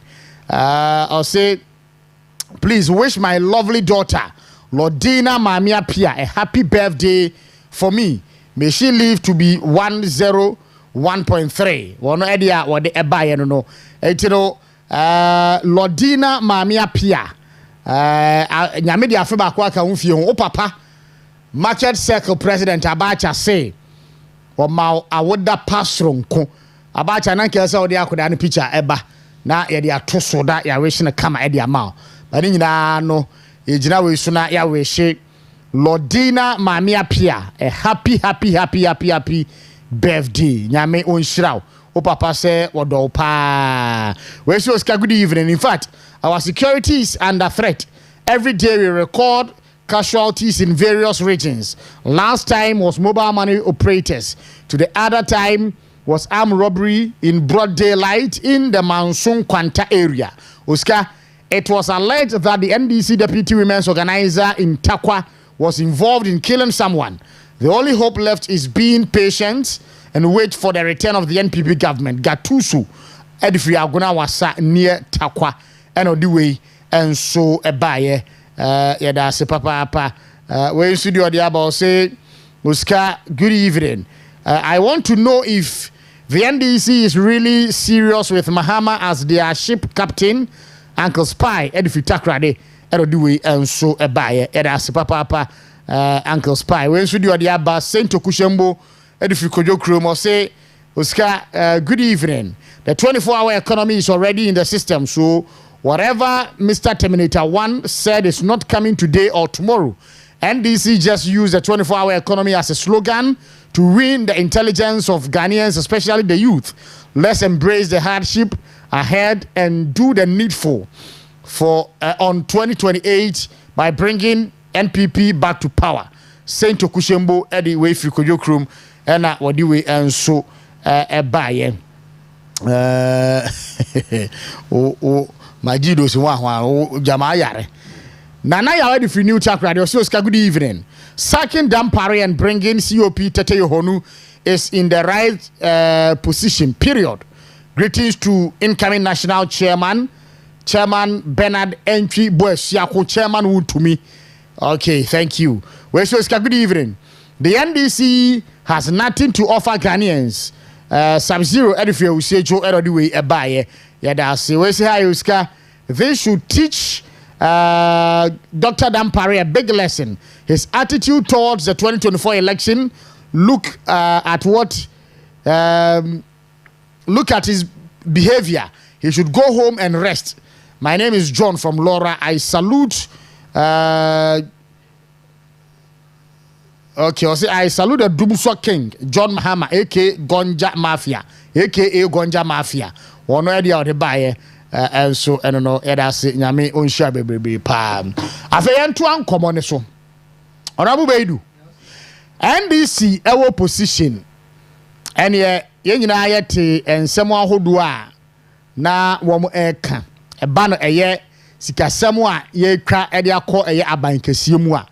Woman to make a can be a manidru baby, woman say, I don't quite for the MPP are buying. Akronfo nko a edi entia ene sika ene ye betimi ede aye bibi ewo eye sector foforo no aban dada na sese ni nyina de akwagu aban kesie mu no ne nkrofo atia sisu a wo mu edie ye wia wo man no poto me ba chaw MPP aban in 2024 spended 327 million Ghana cedis. NDC say 327 million no yanti bi da sika no eswa ma ya to abama no mo ba ya afi budget no sika wo mo twa de ko aban kese hu 2.7 billion Ghana cedis enti deda na mo ye e wo position nyina no na mu penti aban na ɔte so no tuntum sɛ na ebe Ghana fo be ma akonya no maba no maba be wia wo man no we de krono fita pa wo bi eka 327 million wo se wo ye kronfo a wo hunu ne seso da wo no anya kronfo no wa ba betwa 2.7 billion enti odi be na yɛmfa ha yeah odi be pa ani yɛmfa President John Mahama ne nkrofo a wo mu Jubilee House wo edi be na yɛmfa in the first place or then one person what people more Kufado or will be those boys and he says John Ramani Muhammad and one yes I bear no me yes obey and do it forever auto debut or they often de look pain John Ramani Muhammad on your Quenya Biara on Pagana Focho then fat man can ye no meaning that them nothing and I had the man oba ho nankasa also 2.7 billion against 309 for mathematical calculation.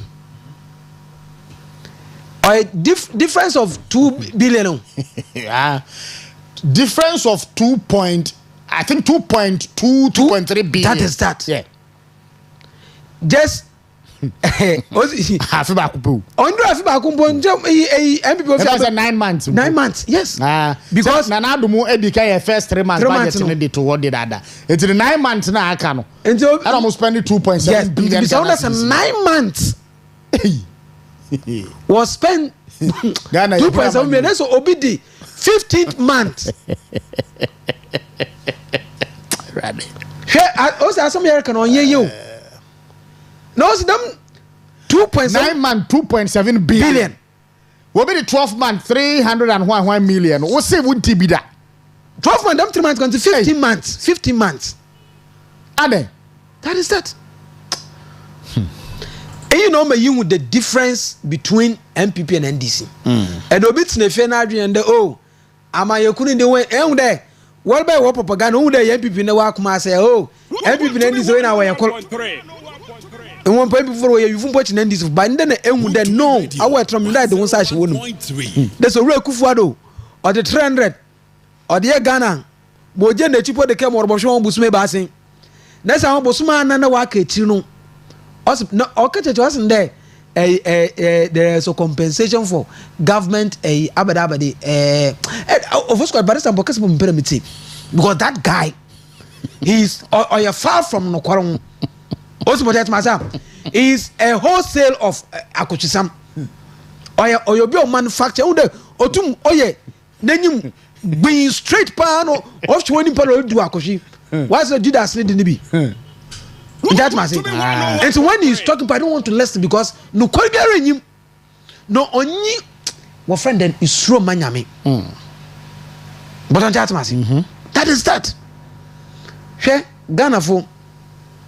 You create KDD. But you, maybe so. Gareth is a what on 9. But what will Garuda? Our was good. This is a miss of Pocho. Lord Fair, what will that? Our was good. This is a good for the Pocho prepaid. Not on when people time, Sisiano, Wabafuma. Independent creation, Ania.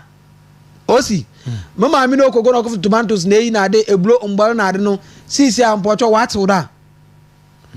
Osi wadama enyame oro koso ina na chino ende yi wo banye school wo secondary school be bra nse wo yemission because obaji usika mama edibane wo mai na edibane o ende gare na sabi ongo kokko na oduguro do secondary school fu mo wodi osi ende ye kofi ni boy abon wo bebesi abana onye adwuma oye na pebosa edman mo fu car onye transfer bia bi wo takwa no benya nurse na exam wo nya nurse wo friend den takwa apebosa ahead then apple bi bo so bato cylinder kakada aka no de bo soms no ogina akutua o de twetwe no kaka nkan wa hwe da mbo sana so po no da ba hye wo business wo be we de wa be fe bo ekofie no we ma hye wo bo no nya police adwuma no okra no wona abefie o wo bo na Exim Bank no ye adwuma no si we na da abefie o osi mo ma yemhye a premise secretariat nkofo aye adwuma 5 good years.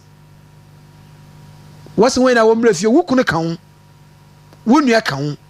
And so per capper neck date, you know, and this is here we are. But in Kofu Yesika, 2 billion. Shomaka secretary most of my and they trade you. Who store market secretary no? No look for us my and papa madam. No why am only the quan in the o. Some fian and all quite will be. Ah, Osi Mr. And your room I'm no better catch and day.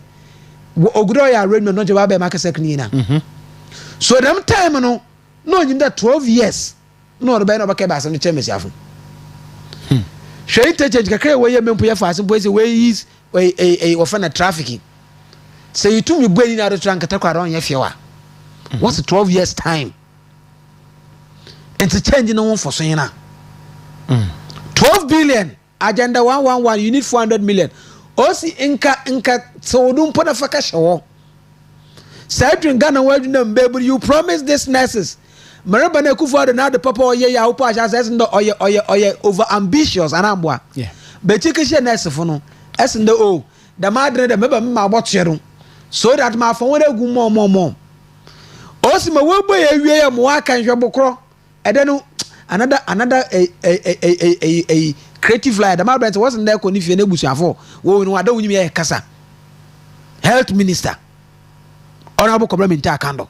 One kasa nko sen de kasa won fanda don fo wi wadwe no botum aka ebe je hospital ye juma bibia ye juma what left for government in there omama financial crimes wa fon kofu ekoguo hwetafo hwetrade ni no ye juma o says that be me here but I will get money for myself and no wonder who party who professor robot professor Jambo yes and then the old office ala was nego and pepe no egwenation abuano ndo de gwenum na pen also robot na de the man the mego also work akrono bo de che bugbe wonum and this is what they are enjoying tin the one baby akufa de nitimi ade no and the V8 adam yanku bi obehye onis wenya appointment okite 2022 V8 was na national security on guidance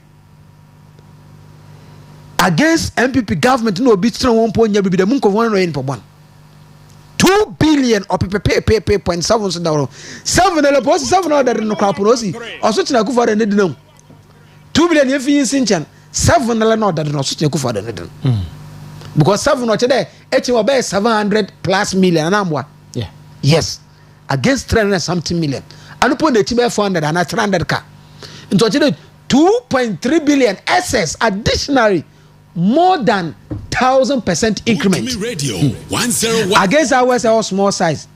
Na onya kromfo a. Ebe de madina. Onya kromfo a, o kromfo tachiamwa. Aside kromfo no nya be. Onya kromfo. Nya yem hyehe. Because wobi adugije akase wo ye kromfo a wobi abegye ni se. Wobi etwa 382 yes million. Wo se wonti bi da. Na wo wia wo man no. Wo ba ye no. Wabe chese wabe quadruple ade no 2.7 billion. Yes. Nature 3. Ejuma ben kwa no wo mo ye abankese mu ho. What's the obakasa mo? Ene ono no ka se enipa kakra bi no di bu o man. That is that. Enipa kakra bi no wo mo appetite wo chese nipa kakra no wo mo appetite pa o. Osi. Wonu mojeduru. Jomahama. That is that. Ade no.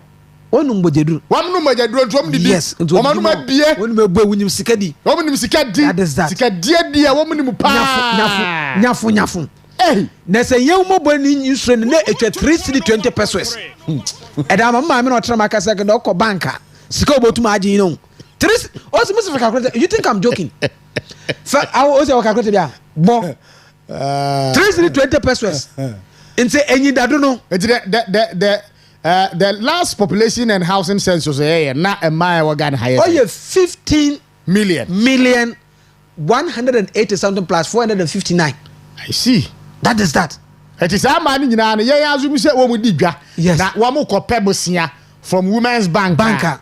Obi Sika ye credit to 51 million. 51 million. To be abenya sen. 3 cedis 30 pesos. 3 cedis 30 pesos. Wuntumi Radio. And the savings and loan. Umpo madam iska no. Radiesu. And say be say wait to ska when am me say we me say we ska to who ska that work as say we do be 30 pesos. 30 pesos osi.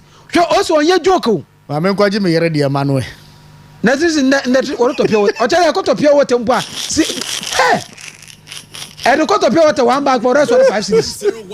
On so pure someone find out we need you cramp on I want a pure water business. Osi, never I can do miscal top pure water 1 bag.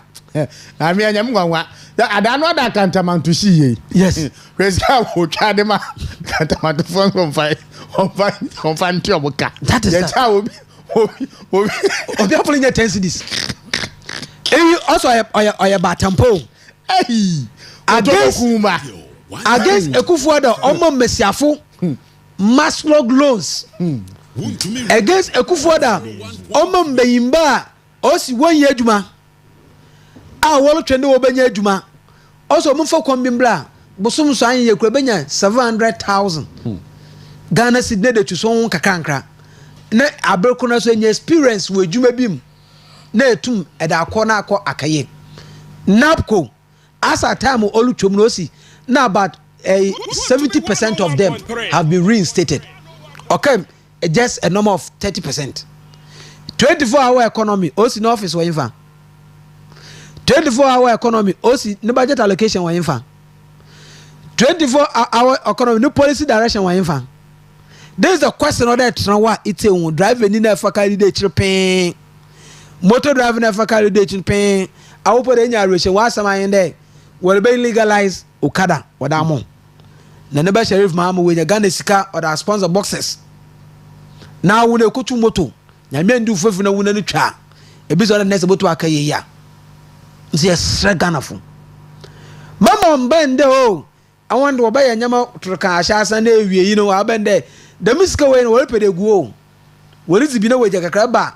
What the chair in one channel day. Ain't what this what tomorrow 09. That also is our Kromara. Not the MP. When you have our phone, I so be endo. Meaning 1 day would say, pa, bro, about me a crow. Okay, I can picture when a domo body do ye, even as an abacate. Also, you can able to make your dominum with which by election day, election year, Bancham Abaman. Amparaso. I better some no see. I want to remind this all. Poto! That just yeah. That's so shall quan. I also want to remind this. Poto! Osi. Do what the Agbelemane? Magino, what a cry. Until now, you have a 2 barudu Framantebuana Magine Agbelemana. That is that. Tom the Coy. What the crazy one want to drain to Ocho, come when we do a meal, I shot that Bulemana Magino, the Blawala Nine. Just a Kofu with no Sulafo. And some Unuqua. Then they one Empino, Bessiano, offended. Jifa Gomashus. And so to your press conference. So now by now, not by the test. Oh, then check on your Yanadam. You are representing people. One call for them, blow up and you when you're rushing what to about the morning. Not by the test. And then because I can say more, we could find now, but do any problem and sleuth on Cofoncas. And it's a Cofunia rushing what to about the more day. So I've been able to my Casa more. No way to obey you, Jumadamon. But what Jessica Diamo Muse, one more sooner, how much? Oh, now see defense when you chrono, but we was kind of see defense war. In your chrono, specifically for victims, no. And yes, woman they call FC defense. And would the Miss was a generation from you. Or say 200 million Ghana cedis allocation to support victims of the tidal wave disaster in the Ketu South constituency. Specifically, no, yes, support to victims, no. Also, don't 200 million. Just take your phone. Google population of Ketu South people. Then divide what you be able to 1,000 Ghana pound. Just divide it. I mean, me padamunya for Google 200 million cedis. Yes. Me worry is ebi ana wo mu sakura nko kan sika do. That is that. Wo bi betina ba bi atena sika no so di sika no nyafo. Na entia na circle nso to ya jato. Up to now. Ya ne victims ni bi kasa wo mu e come akosem se sika e ba ye no NDC aba mu mpanimfo etena sika ne so. De fra mo no ne ba ye kura no ama fa ba. Ade mu de sika bi ansumudi. Mese obi ka chem de hwe the map PTA MPP. What you would you wire resettlement na no then this get on the MPP serious. Someone go to no coordinators. Kebe pinso. Obey pinso no watch na and my because say ye mistake na ye mgbe dan no ntam. Na ye twem what to abewe a Nkebo na wona obenye na atimbo ya victims. Obeche da mo. Na makasa ki se wo wiepo, e de obe wo ya po kana mo no mesafo de chi na wo ye NDC women organizer is my name ni. Yeah. That is that. Anyway, that is that. Yeah, pano no ntino. Yes. Yeah, pano no. Ntino osi say 2025 yenye 2.7 billion. Yeah.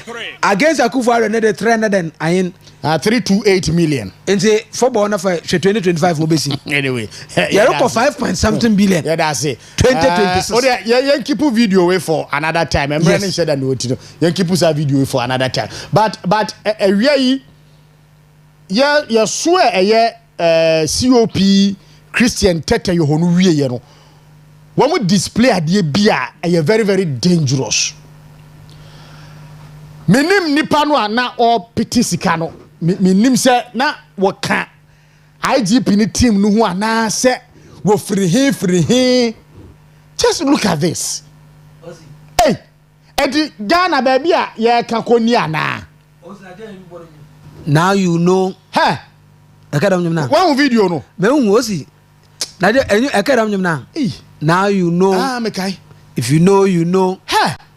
Abrabola. Chese money is what? Osi money is what? Money is talking.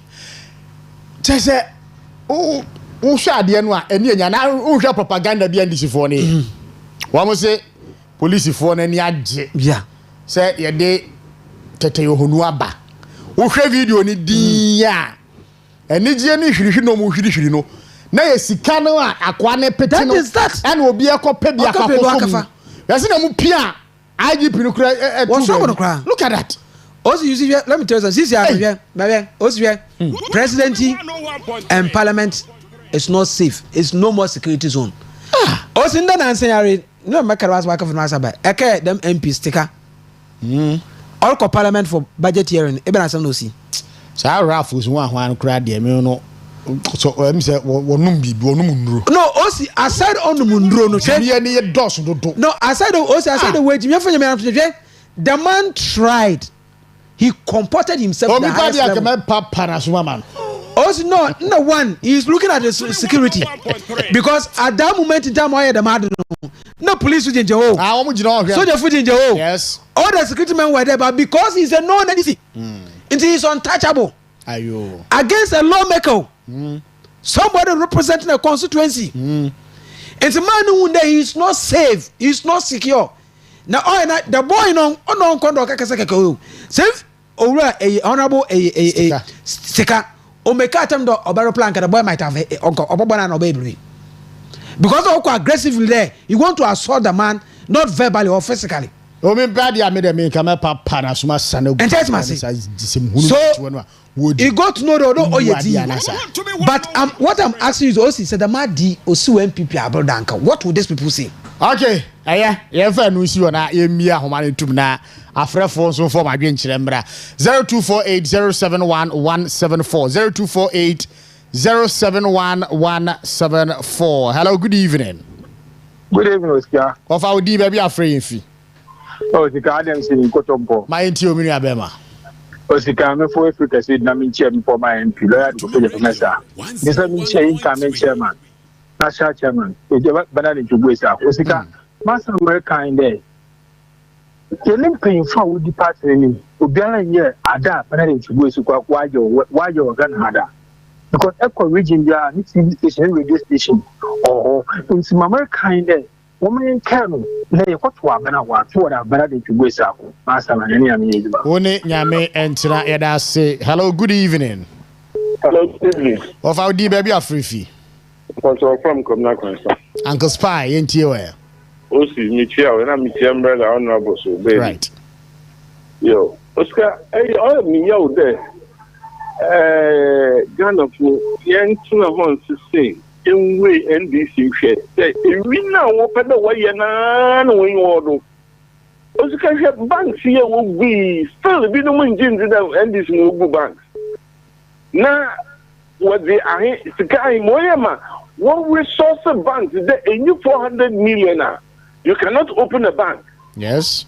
Na sika he 15 ahe 50 million was ahe the Kubwe bank 51 million 51 million the Kubwe bank the bank finish go bank so we buy na bi no one certificate to operate on dungeon office of the presidency Osika was which is going to over 2.7 billion Abai let's mobile money interoperability the former vice president, you say 4 million, and this will you say 1.2 billion. That's right. Kind of ever into the minimum in one. Another committee here every day, or the Yabuman.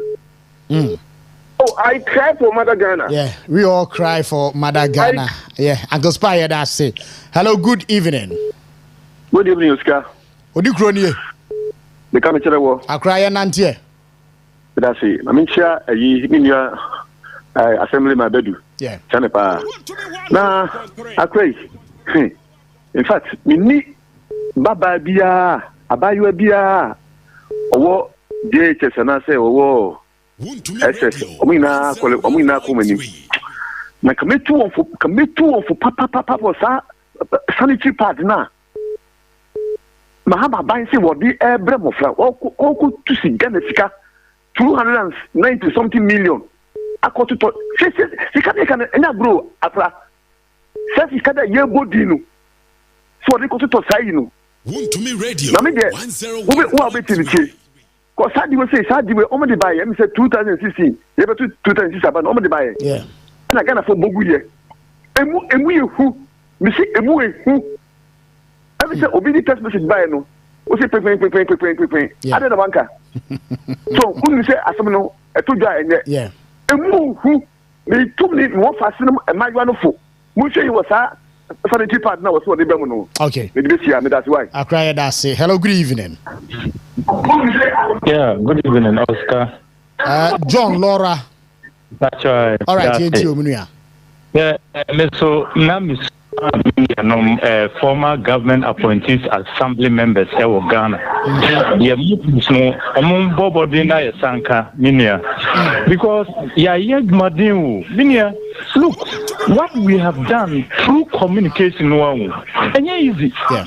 But let me tell you to be honest, some of the government appointees are as ministers and CEOs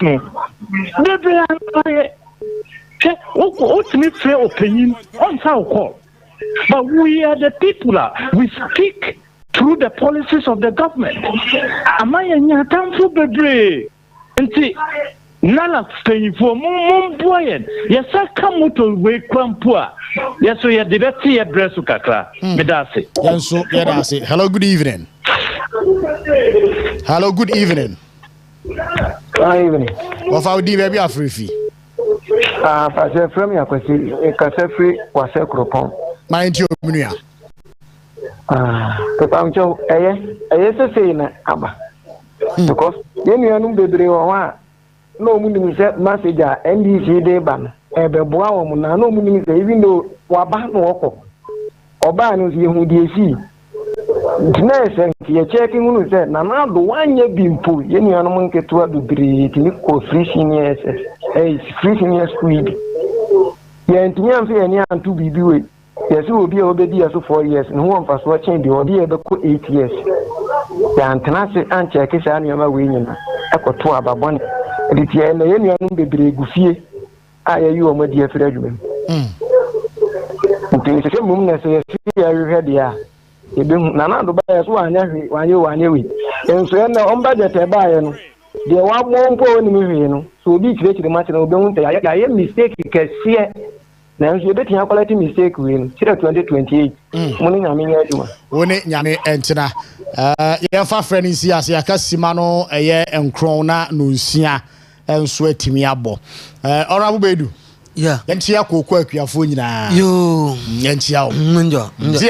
Ebe chombo. I chompa. Ndeje kokoso budget to watch or sister 7 times. 7 times. Bottom back 7 times. Bottom 7 times.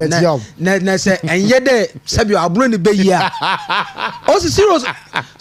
Sometimes someone you invest in the Radizu. I tried 200 we 250 Ghana cedi. 215 can is 2.5. No be a page about 35 million plus. Your mama mom 475. Yes. No be about 3,100. Yes. That's on yet. No one that you are bano. Yamina does nipo academy no for to something. Also or tomorrow obey or cast and bia. Mama free baby yamba. Mama catch a gun for in there. Them budget TD or ya azan frakadam. Brogos in the dibali. Na yama gana fati aside. MPP aban obenu. Nendi saban wo budget obo read no bi be jo na ba catch do. We yi tax bani na o dey fiwa oya kwchisam. Tax away you know, I try. Now what the forward I then? What about there wasn't any tax on emission we if you MPP if you there wasn't any tax on wafanan lottery MPP we if you wafan yejuma protect myself. In some tax no sometimes we abolish a lottery tax, emission tax, a wafanan betting tax. The minister of some we if you know and a 10% roading tax on offended minerals and a e-levy tax. Now I think one be no was on what they are not what about okay. 101.3 and you don't day. Oh, yeah, it's no moment day. Then Fiana, you will be adding. No, when you did not regime war 2028. And yes, na yes, review. Mama, Yenny Rompo. And before Nasu Gumudo. When you day.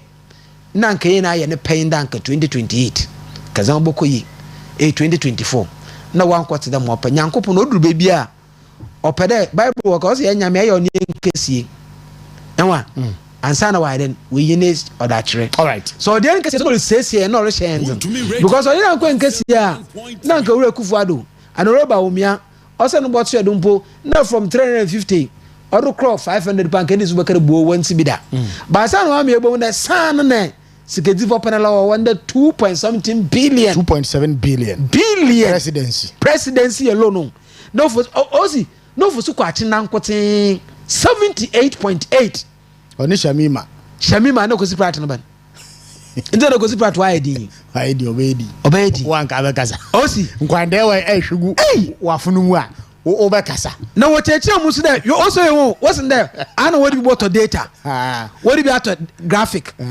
what be what at offend and a credit no see one add data no what to empty and what for be come obuda piper the pedo no osi na graphic no say we print you on what of front and back also I serious so orabu be do ha ho nkasa bebre the pedo no na woman me na awetre go am 3 cedis 50 pesos.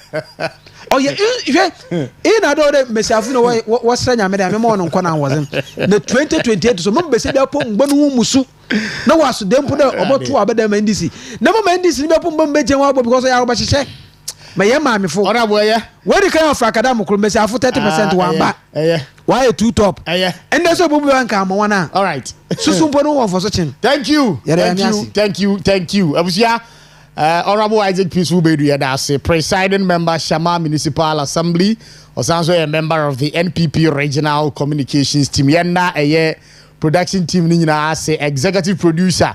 Berimaba Nana Kunedu Abupra, Ochemaba, thank you. Same, thank you. Badges, thank you.